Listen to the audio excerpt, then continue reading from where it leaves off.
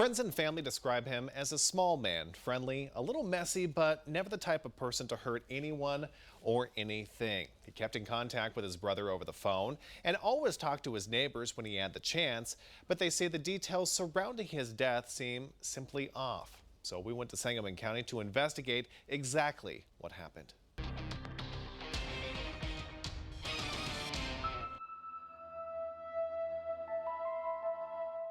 In the village of Curran, everyone knows everyone. So when Mark Sewell died unexpectedly, people had one question. Why? The last time I talked to my brother was 9 days before he died. And he got off the phone after minutes. Mike called back saying something just seemed off. I heard him yell like somebody had, pinched him or done something. It just kind of scared me what was going on with him.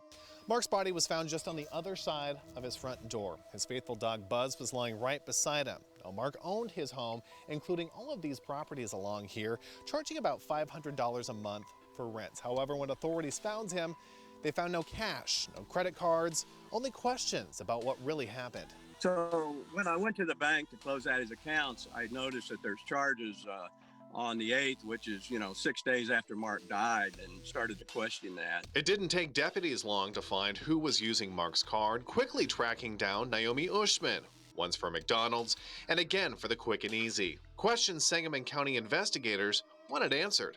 He was a very good friend. He was my neighbor, and I cleaned and took care of him. Naomi also claimed she, Mark, Joseph Reeve, and Jan Campbell signed a will nearly a month and a half before Mark's untimely death. So in the will, it states that my children are to get it divided up at the age of 20. So really, the property isn't to me, it's to my children. But those terms not sitting right with friends or family. It's very unfortunate. There's a lot of questions. Mark's good friend of more than 40 years, Timothy Green, stopping by hours before Mark's body was discovered. And I rang the phone and beat on the door, and Mark didn't answer. Little did I know he was just dead on the other side of the door. I couldn't believe it, I really couldn't. Neighbor Terry Vaughn telling us he frequently saw Naomi on Mark's property, so we went to find what she knew. Hello, my name's Mac. I'm a reporter with WCIA. I'm just trying to find some information about Mr. Mark Sewell. Okay, what do you need? Hesitant at first, but she eventually shared her story about Mark, including the will she drafted allegedly on his behalf. Questions friends and family wanted to know about using his credit card. This alleged will, including a missing ring Mark always wore that never turned up. Did Mark ever give you a red ruby ring? No. Are you in possession of a red ruby ring? No. But while talking with Naomi, we noticed a ring on her hand fitting a similar description. Do you happen to have them on you right now? Do you mind if I take a look at it or anything like that? Why? Oh, I'm serve time for take care of the old man. There's no way my brother willingly gave her that ring, and he for the last 20-some years, every time I seen him, he had it on. I mean, he just wore that ring, so that's really hinky to me. That's blaring to me.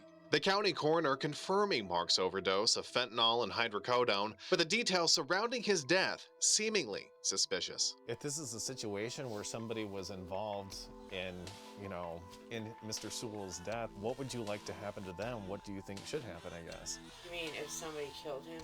Correct. Yeah, that's ate up. They should probably find out who did that. What do you think should happen to that person if they find out that, They should do whatever time it is that they need to do. Jan Campbell, who also signed as a witness, only responding to a few messages on social media saying she never really knew Mark. Now, we tried reaching out to Joseph Reeve, but he's currently being held in the Sangamon County Jail. Authorities confirming in no relation to Mark Sewell's death. 4 days after interviewing Naomi, she reached back out to us, leaving voicemails in connection to who she think might be responsible or connected to Mark's death. To hear that, you can visit our website at WCIA.com. McLeod Hageman, WCIA 3, your local news leader.